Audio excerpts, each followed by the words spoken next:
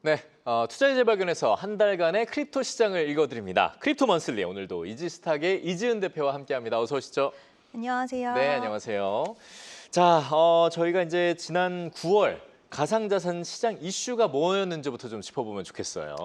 네, 전반적으로 암호화폐 시장 나쁘지 않은 분위기를 이어오고 있다가 금리 인하에 대한 기대감이 후퇴를 하면서 상당히 좀 많은 하락폭을 보이는 모습들을 단기적으로 최근 들어서 좀 보여줬는데요. 예. 일단 전반적으로 미국의 고용 지표가 또 괜찮게 나오면서 다시 한번 그럼 금리 인하에 대한 부분들이 좀 후퇴하는 거 아니냐, 연준이 살짝 매파적인 스탠스에 대한 우려가 불거졌고 이는 곧 나스닥 하락, 거기에 비트코인 시장 하락까지도 야기를 시켰습니다.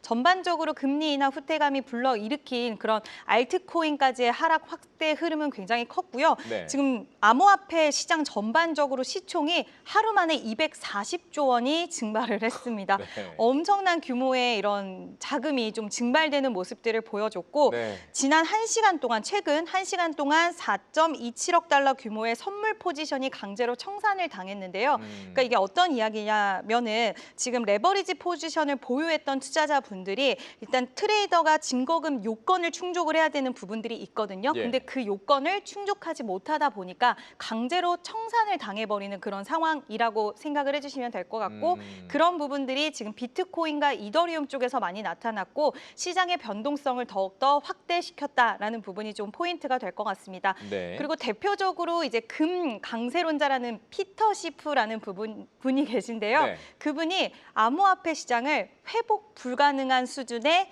크립토 빙하기다. 우리나라도 왜 반도체 빙하기가 왔다 이런 예. 것처럼 크립토 빙하기다라고 이야기를 했고 이제 하락 추세의 시작이다라는 발언들을 하면서 투자자분들의 심리를 더욱더 위축하게 만들어 주는 그런 모습을 보여줬습니다. 제가 방송하기 직전에도 계속 좀 체크를 했는데 살짝씩 기술적 반등이 나오는 모습들도 보여지기는 했지만 전체적으로는 기술적인 모습들도 좀 깨진 모습들이 많이 보여졌고요.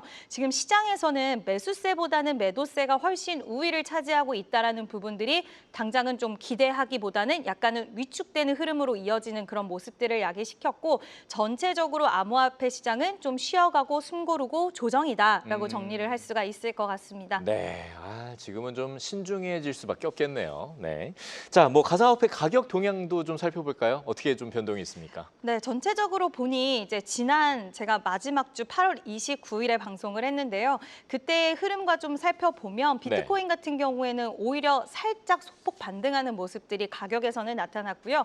이더리움, 리플, 솔라나 같은 경우에는 좀 밀린 모습들이 나타났습니다. 네. 근데 전체적으로 솔라나 같은 경우에 10월 달에 ETF 승인에 대한 또 일정이 있어서 이를 계기로 해서 반등세가 나올 수 있는 가능성이 있으니까 그 부분은 좀 참고해 주시면 좋을 것 같고요. 예. 이더리움 같은 경우에는 우리가 흔히 고래라고 하는 큰손 투자자들의 매수세가 유입이 됐는데도 불구하고 전반적으로는 매도세가 좀 많다 보니까 역시나 마찬가지로 이더리움도 아쉬운 모습 보여줬다라는 부분이고 지금 비트코인과 이더리움이 잘 버텨주고 탄탄해야지 알트코인 중에서도 우리가 대장격으로 볼 수 있는 리플과 솔라나도 좀 탄탄할 수가 있을 것 같은데 예. 전체적으로 흔들리는 모습이 보여지다 보니 알트코인 같은 경우에는 더 큰 매도세가 불러일으켜질 수도 있다라는 이야기가 나오는 만큼 지금은 좀 변동성에 유의를 하셔야 될 것 같습니다. 예.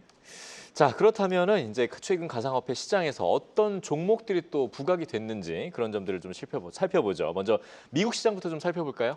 네, 미국 시장 우리가 가상화폐 관련된 종목군들 그래도 좀 있잖아요. 네네. 근데 최근 들어서 가격에 대한 변동성은 크지는 않았습니다. 우리가 비트코인 시장은 이렇게 흔들렸는데 왜 그랬을까라고 한번 생각을 해보면 그 전에 선 변동성이 있었기 때문에 주가가 하락한 부분에서 약간은 횡보세를 보이는 종목들이 지배적인 그런 상황이었고요. 로빈후드만 지난 달에 이어서도 좋은 모습을 또 나타내줬고 네. 서클, 스트래티지, 코인베이스 이런 쪽의 종목군들은 한 번의 하락이 있은 이후에는 크게 반등에 성공하지 못하고 약간 박스권, 횡보 구간에 여전히 좀 갇혀 있는 모습을 보여줬습니다. 예. 이제 비트코인 같은 경우에는 우리가 금과 좀 비교를 하는 경우도 있었지만 금보다는 시장이 지금 분위기를 보면 확실히 비트코인 투자하시는 분들은 나스닥을 좀 따라가시는 게 맞지 않나라고 생각을 하고 있고요. 그 어느 때보다 우리나라 금리 인하에 대한 기대감으로 시장이 가파르게 올라온 만큼 지금 금리 인하에 대한 이 후퇴 소식은 전체적으로 시장을 얼어붙게 만들었고 관련주들도 상방으로 가기보다는 지금 방향성을 좀 모색을 하는 데 있어서 결국엔 횡보나 박스권의 흐름을 이어가는 모습이 보여졌습니다. 뭐 서클이 마이너스 4.7%면 어느 정도인지 좀 상상이 될 것 같고요. 그 와중에도 로빈후드는 정말 17%면 아주 선전했네요. 네. 네. 자, 국내 한국 가상화폐 관련주들 흐름 역시 이어서 좀 살펴보죠.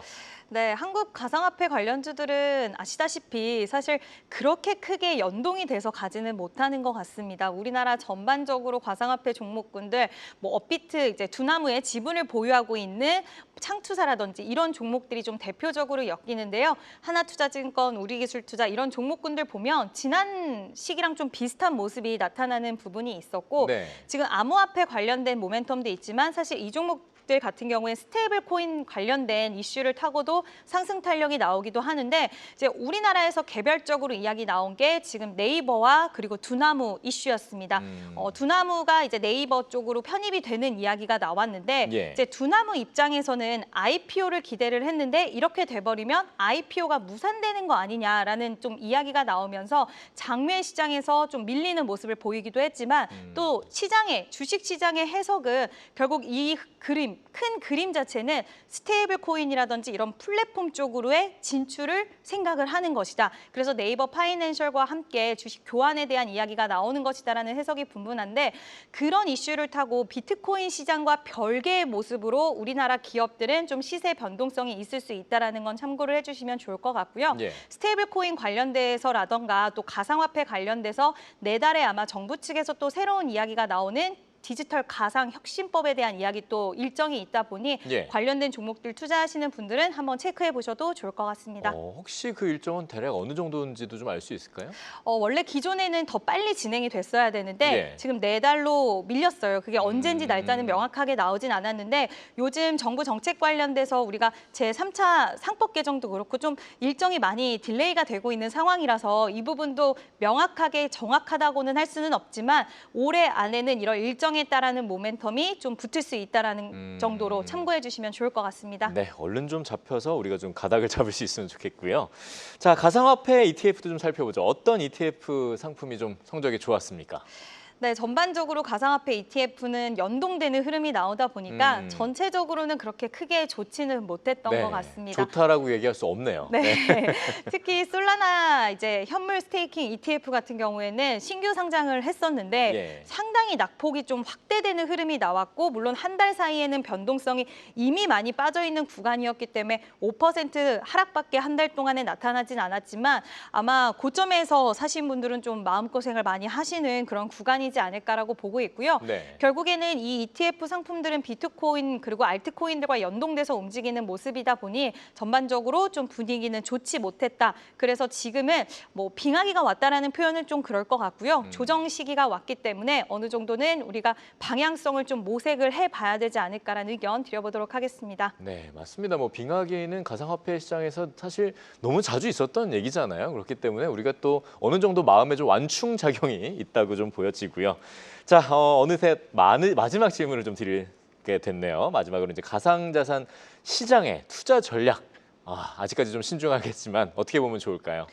네, 사실 좀 조심스러운 구간인 것 같습니다. 오늘 국내 증시도 상당히 많이 밀리면서 전반적으로 나스닥 시장도 밀렸고 우리나라 증시 또 비트코인 시장까지 좀 많이 밀리는 모습이 보여졌는데요. 그래도 다행인 건 그나마 하방 경직성에 대한 부분은 좀 있지 않나라고 생각도 드는 부분이 있어서 일단 보유하시고 지금 관심 있게 보시는 분들은 지지 라인에 대한 부분들이 얼마나 좀 단단하게 이어지는가 여부 체크해 보셔야 될 것 같고요. 그리고 금리 인하 관련돼서도 지금 이야기가 많이 분분합니다. 네. 무조건 인하는 안 할 것이다. 뭐 아니면 횟수가 줄어들 것이다. 한쪽으로 편향된 생각보다는 지금 구간에서는 여러 가지 귀를 열고 좀 앞으로의 이런 흐름들을 체크를 해보셔야 될 것 같고요.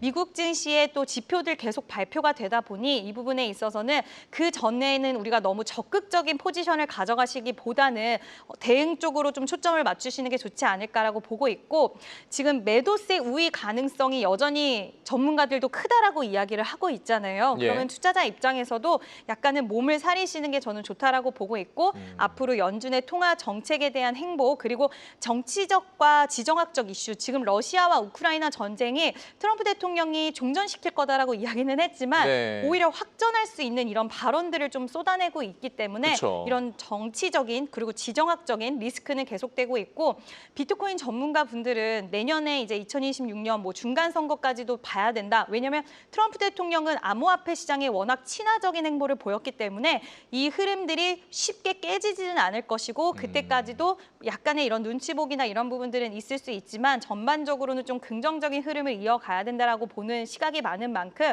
당장은 어떤 포지션을 취하진 않으신다 하더라도 암호화폐 시장 같은 경우에는 우리가 물론 주로 투자하시는 분들도 계시긴 하지만 요즘 자산들이 워낙 다 같이 움직이잖아요. 그래서 꼭 면밀하게 뭐 주식 투자하시는 분들도 한번 살펴보셔도 좋다. 다만 아까도 계속 말씀드리지만 네. 적극적인 매수 포지션보다는 지금은 관망하시면서 하방 경직성에 대한 부분들을 한번 체크해 보시는 게 좋다라는 의견 드려보도록 하겠습니다. 네, 알겠습니다. 자, 이렇게 해서 한 달간의 크립토 시장을 저희가 이지은 대표와 함께 짚어봤습니다. 이지스탁의 이지은 대표였습니다. 고맙습니다.